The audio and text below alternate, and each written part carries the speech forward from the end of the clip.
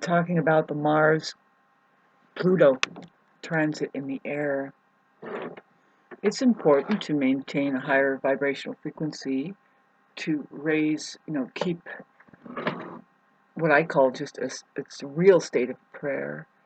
But it's only because that's the oasis. That's your safe zone. That's your safety. Um, but you're not.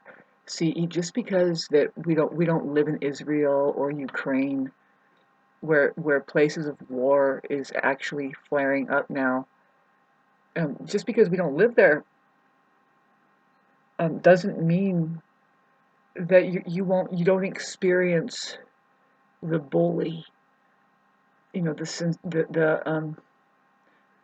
That like for instance this asphalt thing over here. I associate it with bullies now because of the way the bullies came out of the woodwork and tried to silence me, and it's still, really I know that they must feel really bad for being idiots, for being stupid. And so that's one of the reasons why that they would want to make one person out of how many people came to my door around about 4, along with 7 or more were ganging up on me up on the street there, and all I had to do is kind of the game that they play, is their properties, their properties. Man, the one thing I had to explain to them is like, if you're paying taxes, I'm sorry to tell you, you Christian Jesus-loving people, but the story goes, we shouldn't be paying taxes. I say only if it was helping us, not being breadcrumbed, and also forced into uh, ways of life that more and more proves to be just a runaround. Really, it's like more and more people just question what was the meaning of all of this, and then they croak. They just ran, and a lot of people have it in their minds. God, this conversation. Here it is at 1:44. That this is all for the common good. It's for the greater good. It's for the whole. We're moving forward. We're making progress, and it's like we appreciate the sentiment, but you're being led on with that. It's just a bunch of hypnosis, and trash cans are filling up, keeping the organism in this rat's wheel kind of a thing. Like what I'm calling now is just the electric car sensation, or any kind of wheels turning. There's your rat's wheel right there, and just hypnotize yourself with that, right? Who isn't only almost falling asleep when they drive down the road? It's scary. I used to drive a lot to go and see people, and I would be going 85 miles an hour on a stretch, and I would kind of wink out a little bit. You kind of fall asleep and then wake up, and you're like, damn, that is so scary. you know. So,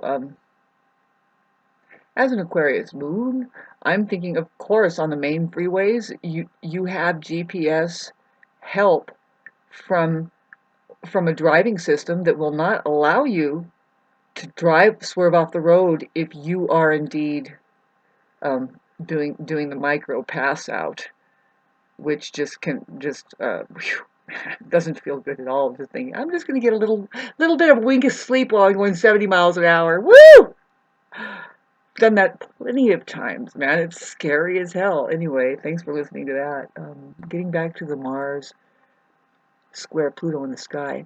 The rumor has it is that once it moves into a Scorpio, which is the sign of Pluto, it's actually the sign that it originally ruled. Mars used to originally rule Scorpio, so it's kind of at home there. Well, right now Mars is square Pluto, and Mars isn't at home in the Venusian sign of Libra, but the argument is, and there is always an argument with Mars and Libra, they're the ones who hold a good debate because they're not so aggressive. They're kind of subdued.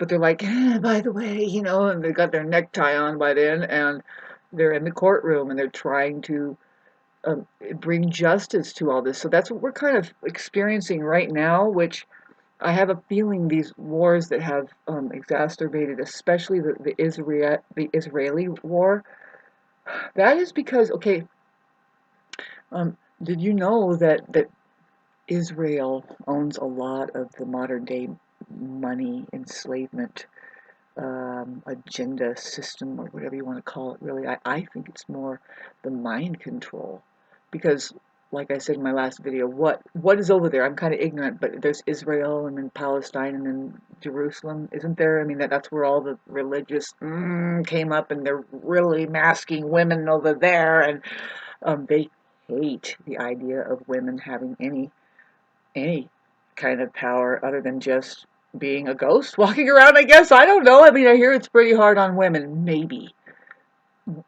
Who knows? Ask a woman. Is it hard on you guys? I mean, do they even have a voice? But anyway, does any of them? Do any men? Do any men have a voice? If they don't have a real leader, then what are they saying about anything? What can they say? And really, should they say anything? No. The thing is you do actions. Actions speak louder. That's a man's religion. Women are the one who talk. They have to. They have to communicate. Excuse me, that felt like shit. Move a little bit this way. There you go. And will you keep doing that? Because that's what feels good. Just keep doing it. Stop ignoring that you hit the mark, and keep hitting the mark, please. Thank you. G spot on the higher octave. Whee! No, just kidding. Anyway, there is a way to learn. A way to earn. I was trying to get back to, I can tell. It's like, okay, so this Mars-Pluto thing, the way that the wrecking ball is going to come through of the solar eclipse, okay? And I mentioned Taurus without saying, well, Libra, because we're going into another Taurus eclipse here. The next moon phase of the full moon is a Taurus full moon. This is, it's at early degree Taurus, 5 degrees, and it speaks to just our health, our overall spiritual health, our heart health, and our bodily, the earth. It really does. It speaks back to the earth, and because, I think, Jupiter is going backwards, and it's going to be hitting those earlier degrees in Taurus. I'm pretty sure it goes back to that early, about 5 degrees. It's going to be speaking this, the next full moon, which is after the new moon here, is speaking towards this ideal or idealism or idea that we should be accumulating about wealth and what's really valuable. See, right now I have some really good peaches and apples sitting out on the road, and there's just a sign that says free peaches, but I put free, and I put a little and then peaches, free the peaches. I didn't put a jar out or anything saying, and please donate $600 million. Thank you. Nothing like that. Why? I was just sitting here thinking, why, Shauna, why? Apparently, see, it would be, well, what do people think that the peaches and the apples are worth? Well, we can't really depend on that now, because with money, it's not worth a damn. Because why? Well, they want to save their money, right? If you want to save your money, and you want to be fair to the public with that and say, well, I know you want to save your money, then you would actually put bags of peaches in, say 10 per bag, make it a good deal, for $2.50. Then they'll be thinking, yes, I'm saving money, but I'm not doing any of that. Why? I don't know. See, the thing is right now, I don't think it's about whether or not, money, I don't think it's about whether or not the apples and peaches are valuable. It's about if the people selling them are to you. Yep.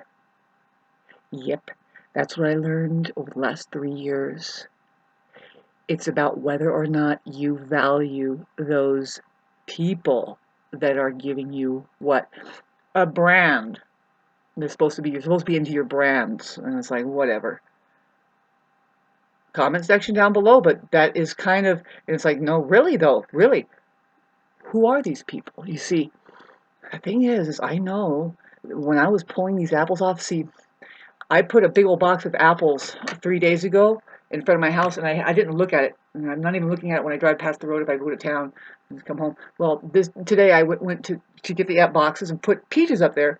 I noticed that most of those apples are gone. I'm like, yay! I got so excited. And so I went back down, and I was so happy to pick the fattest apples off the top. And I was doing a prayer, and I said, you know what, these fucking apples, they're not going to resist these. And I just put them there, and I filled up the box again, and put peaches there too.